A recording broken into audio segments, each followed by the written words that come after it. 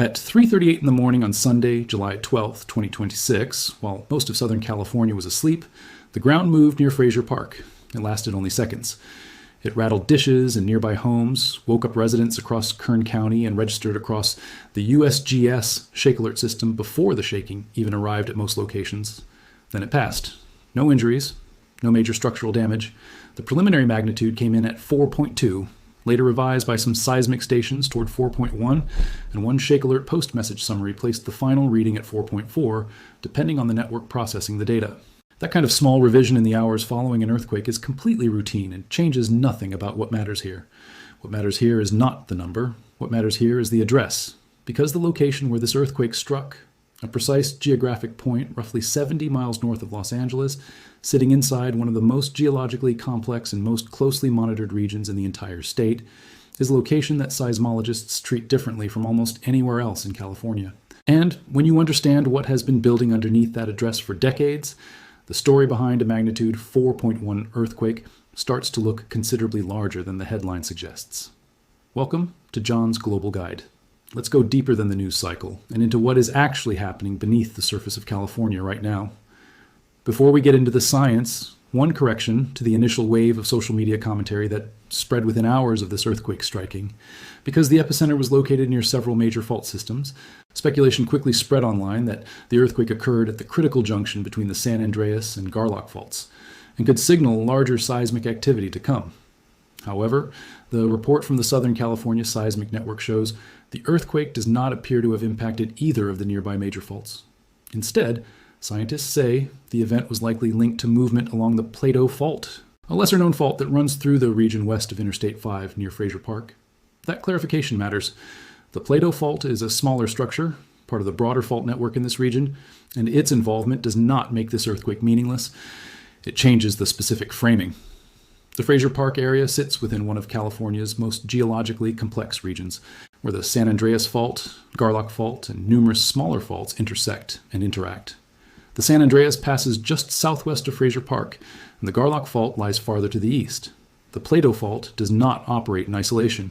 It exists because it is embedded within a field of tectonic stress generated by those two enormous neighboring structures. And that stress field, the one that created the Pleito Fault and governs its behavior, is the real story here. The 4.1 magnitude earthquake jolted near Frazier Park in Kern County at 3:38 a.m. on Sunday, July 12, 2026. The epicenter was located 2 kilometers east-southeast of Frazier Park at a depth of 13.1 kilometers. A total of 774 people reported feeling the shake using the USGS's Did You Feel It reporting tool. Locations as far away as Santa Barbara, Dos Palos, San Diego, and Winchester also felt the quake. The ShakeAlert system activated successfully, delivering advance warnings to residents across the region seconds before shaking arrived, exactly what it was designed to do.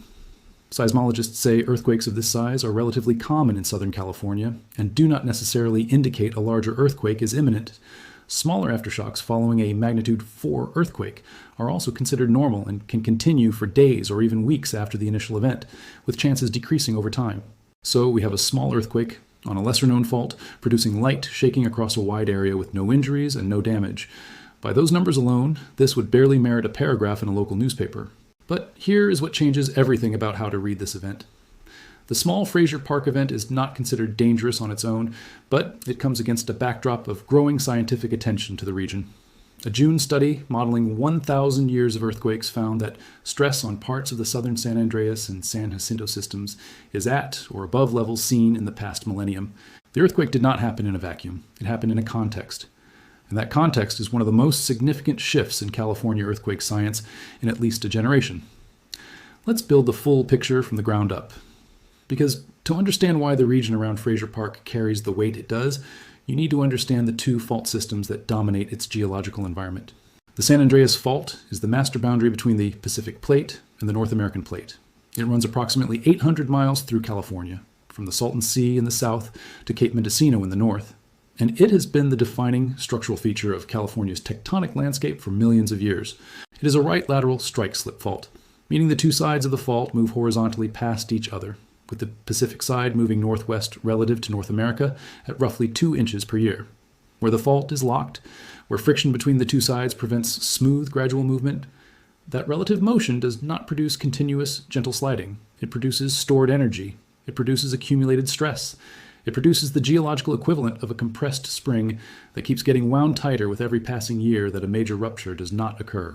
The southern segment of the San Andreas, the stretch running through the area near Frazier Park and continuing toward the Coachella Valley, has not produced a major rupture since the Fort Tejon earthquake of 1857. That is 169 years, without a significant release on a fault segment that the paleoseismic record suggests produces major events approximately every century. The math is straightforward, and the scientific community is unanimous on its implication. The Garlock Fault presents a different but equally troubling profile. It runs east to west for 185 miles, from the San Andreas in the west all the way to Death Valley in the east, cutting across the top of the Mojave Desert. It is a left lateral strike-slip fault, the opposing motion to the San Andreas, which means that where the two faults meet, you have two enormous grinding systems pushing against each other from slightly different directions simultaneously. That geometry is what creates the bend in the San Andreas visible at the Frazier Park Junction. The Garlock Fault's lateral pressure literally bows the San Andreas outward. And bends in major faults are not minor geological curiosities. They are zones where stress accumulates unevenly, where the geometry of the fault itself prevents smooth energy release, and where the potential for a significant rupture is disproportionately concentrated.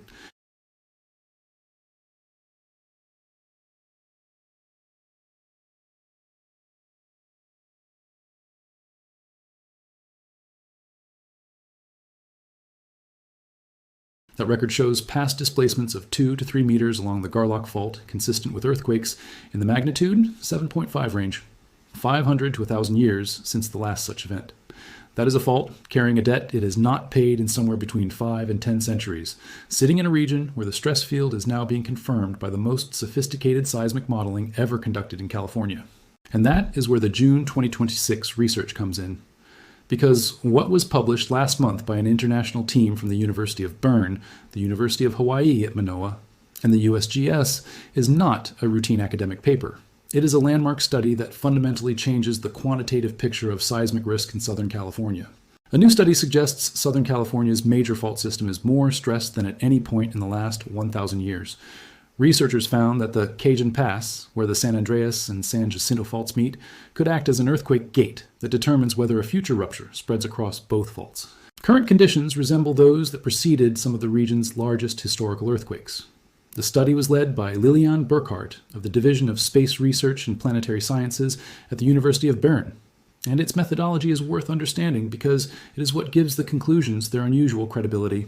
The research, published in the Journal of Geophysical Research, Solid Earth, found that multiple fault segments are now at or above the highest stress levels recorded over the last millennium, raising concerns about the potential for a large earthquake affecting Southern California.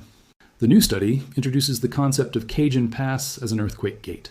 Under certain stress conditions, it arrests ruptures at the junction, limiting them to one fault. Under other conditions, it allows ruptures to propagate across both systems simultaneously. The study finds that current stress levels on both faults are aligned in the configuration historically associated with cross-fault propagation. Read that again with care. Currently aligned, not approaching alignment, not near the configuration. Currently in the configuration historically associated with cross-fault rupture propagation. That is the language the researchers used in June 2026, 3 weeks before the earthquake near Frazier Park. According to the simulation, the San Jacinto Bernardino segment stood out with the highest stress load anywhere in the 1,000-year reconstruction, registering 3.6 megapascals. That reading exceeds its previous peak from nearly 50 years ago. The Mojave South segment of the San Andreas recorded 2.8 megapascals and surpassed its own record stress load from a decade ago. Past simulations showed ruptures traveled through Cajun Pass when the stress difference between the two segments was only 0.3 megapascals. The difference between the current stress levels on the two systems is within the range that historical simulations show enables cross-fault rupture. Not theoretically possible under certain conditions at some point in the future. Within range, right now, as of the published research from June 2026. The conditions that determine whether the earthquake gate at Cajun Pass opens or stays closed appear to be related to how closely the stress levels on the two fault systems are aligned with each other at the time of rupture. Right now, with stress at historically high levels across the region and more than 160 years elapsed since the last major rupture, the system is in a critically loaded state. That sentence, critically loaded state, comes directly from the lead researcher, not from a science journalist paraphrasing, not from an interpretation, from the physicist who built the model and ran the numbers. The earthquake gate concept deserves to be unpacked clearly because it changes the worst-case scenario calculus for Southern California in a significant way. For decades, earthquake hazard models largely treated the San Andreas and San Jacinto fault systems as producing separate events, a major rupture on one, a separate major rupture on the other, each dangerous, but each geographically bounded. Results from the study suggest that Cajun Pass could facilitate a joint rupture of both the San Andreas and San Jacinto faults simultaneously, which is a scenario that could be significantly more damaging than a single fault event, and one that affects densely populated areas, including Los Angeles, San Bernardino, Riverside, and the Coachella Valley. A joint rupture through the earthquake gate is not a doubling of damage. It is a multiplication. The fault length, the duration of shaking, the geographic footprint of strong ground motion, all of these scale in ways that produce outcomes that are qualitatively different from either fault rupturing independently. In 1812, the 7.5 magnitude Wrightwood earthquake, which the researchers suspect crossed the Cajun Pass, rippled along both the San Andreas and San Jacinto fault systems and caused 40 deaths. Today, if an earthquake were to travel through the Cajun Pass and along both faults, scientists said the consequences would be severe and widespread, affecting critical infrastructure such as major highways, railways, and energy systems. The 1812 event killed 40 people in a California that had a tiny fraction of its current population and essentially none of its current infrastructure. The modern equivalent of that scenario, same fault geometry, same cross-gate propagation, but playing out across a region now home to over 20 million people, with hospitals, water systems, fuel pipelines, and transportation networks threading through every corner of that footprint, is a scenario that emergency planners and seismic engineers are now being forced to model with significantly greater urgency than before. A new study finds that a major earthquake in Southern California is more likely now than at any point in the last 1,000 years. An earthquake is overdue along Southern California's critically stressed San Andreas and San Jacinto faults. Pressure has been gradually building since the last big one in 1857, one of California's largest seismic events on record. More stressed than at any point in a millennium. And the Cajun Pass, currently sitting in the stress configuration, historically associated with cross-fault propagation. The researchers found that earthquakes passed through the junction when both sides of the pass had similar levels of high stress. And that is the configuration we are approaching today, Burkhardt said. Now layer onto all of this the history of what happened to the Garlock Fault specifically in 2019.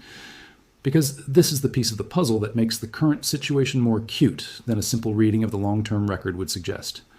In July 2019, a magnitude 6.4 foreshock struck near Ridgecrest, followed the next day by a magnitude 7.1 main event. The strongest earthquake to hit California in over 2 decades at that point. Researchers subsequently documented a remarkable and alarming response from the Garlock Fault. The Ridgecrest sequence caused a phenomenon known as aseismic creep across a specific 12 to 16 mile section of the Garlock Fault. The fault physically moved, silently without generating its own earthquake, in direct response to the stress added by the Ridgecrest sequence. And USGS calculations showed that those earthquakes increased the accumulated stress specifically on the Garlock Fault by approximately 30%. A fault already overdue for a major rupture, already carrying centuries of accumulated strain, absorbed an additional 30% loading from a neighboring event in 2019 and responded with measurable physical movement. That is not the behavior of a dormant fault system. That is the behavior of a fault system at or near a critical threshold. Californians have already seen larger temblors this month. A magnitude 5.6 quake near Redwood Valley in Mendocino County on June 24th produced localized damage and pockets of outages, underscoring how even events well north of Los Angeles can strain infrastructure and prompt widespread alerts. That Northern California event is not just a regional footnote. The well-established seismological mechanism of Coulomb stress transfer, where seismic waves from a significant earthquake can redistribute stress onto fault systems at considerable distances, means that the June 24th Redwood Valley event is part of the same evolving stress picture that culminated in the July 12th Frazier Park earthquake. These are not isolated data points. They are pixels in a larger, slowly emerging image. The USGS National Seismic Hazard Model, the scientific foundation for California's seismic building codes and insurance rate structures, is updated periodically to incorporate new research. The physics-based stress figures in the Burkhardt study are exactly the type of input that drives such updates. California already adopted a new building code cycle on January 1st, 2026. The Burkhardt findings post-date that cycle and could factor into the next revision. That is not a peripheral administrative detail. It means that the June 2026 research is already consequential enough that it may change the legal requirements for building construction in California. That is how seriously the scientific and regulatory communities are treating the current stress picture. A study by the USGS indicates that a portion of the San Andreas Fault near Tejon Pass could be overdue for a major earthquake. Earthquakes occur about every 100 years, with the last major earthquake occurring in this area in 1857. Tejon Pass is adjacent to Frazier Park, the same geographic corridor, the same fault system, the same 169-year gap since the last major rupture, and now a fault structure in that corridor producing a notable earthquake on the morning of July 12, 2026. Scientists say there's more than a 99% chance of at least one earthquake of magnitude, 6.7 or greater, striking anywhere in California in the next 30 years. The chances are more than 50% that an earthquake of 6.7 magnitude or higher occurs along the southern stretch of the San Andreas Fault in the upcoming decades. These are not alarmist projections from fringe researchers. They come directly from the USGS's own published probability assessments. They are almost certainly conservative relative to what the Burkhardt study's new stress measurements suggest when fed into updated hazard models. What does all of this mean practically for the 20+ million people living in the earthquake corridor that runs from north of Los Angeles through San Bernardino, Riverside, and the Coachella Valley? It means this: the science has sharpened considerably. The level of detail now available about current stress conditions in Southern California's fault systems, the 3.6 megapascal loading on the San Jacinto Bernardino segment, the 2.8 megapascal reading on the Mojave South segment of San Andreas, the confirmation that the stress difference between the two systems is within the range that enabled historical cross-gate propagation, the 169 years elapsed since the last major San Andreas rupture in this region. All of that is new information produced in the first half of 2026. It is not speculation built on older estimates. It is physics-based measurement built on a millennium of geological evidence and the most sophisticated fault modeling ever applied to the system. Southern California faces a significant and growing seismic risk, and the time to prepare is now and not after the next earthquake. That statement was made by one of the researchers involved in the Burkhardt study. It is the clearest possible summary of where the science points. The earthquake that struck near Frazier Park at 3:38 in the morning on July 12, 2026 was, on its own terms, unremarkable. A magnitude 4.1 on a smaller fault structure in a region accustomed to routine seismic activity. No injuries, no damage. A brief interruption to sleep for residents across Kern County and parts of Southern California, and then a return to quiet. Seismologists say earthquakes of this size are relatively common in Southern California and do not necessarily indicate a larger earthquake is imminent. That caveat is important and honest and should be taken seriously.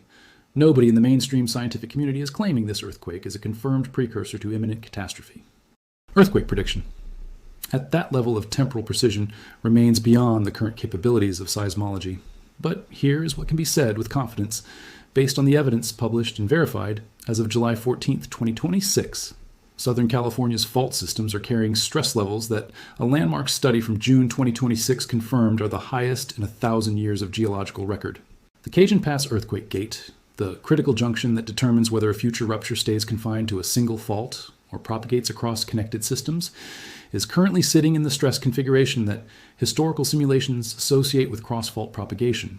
The Garlock Fault absorbed a 30% stress increase from the 2019 Ridgecrest sequence on top of centuries of existing accumulated strain. The southern San Andreas has not produced a major rupture in 169 years, in a segment where the historical return interval is approximately 100 years. And on the morning of July 12th, a fault structure embedded in the geological environment governed by all of those conditions moved. That is the picture. Not a prediction, not a panic. A picture built from the best available science, the most current measurements, and the most rigorous modeling California seismology has ever produced. And the picture is telling anyone who chooses to read it carefully that the background conditions for a major seismic event in Southern California are not building towards some distant future threshold. They are, according to the researchers who have spent years building the models to measure them, already at or above the highest levels recorded in a millennium. The ground underneath Southern California has been patient for a very long time. Whether the Frazier Park earthquake of July 12, 2026 represents a moment of energy redistribution that moves the larger system further from rupture, or a small increment of stress transfer that brings it marginally closer, is something only the data collected over the coming weeks and months will begin to clarify. What is not unclear is the broader context in which it occurred. And what is not deniable is that the research published in June 2026, 3 weeks before this earthquake happened, was using words like critically loaded state and the configuration we are approaching today to describe a fault system that, on the morning of July 12th, produced a noticeable earthquake in the exact geographic zone those researchers were discussing. If you live in California, If you work in California, if your family is in California, the following actions cost nothing but time and could matter enormously when a larger event eventually occurs. Make an emergency plan and communicate it to everyone in your household before you need it. Prepare a supply kit with water, food, and basic medical supplies sufficient for at least 72 hours. Secure heavy furniture, bookshelves, and water heaters to walls. Know how to shut off the gas supply to your home. Sign up for ShakeAlert notifications so the system that worked correctly on July 12th can give you every available second of advance warning when the shaking is stronger. If your building predates modern seismic codes, find out whether it has been retrofitted and, if not, have it evaluated. None of this requires knowing when. It only requires understanding that the science, as of July 2026, is clearer than it has ever been about the conditions that govern the system. And those conditions are ones that no responsible person living inside the earthquake corridor should be ignoring. The science is watching closely. The question is whether the rest of us are watching with it.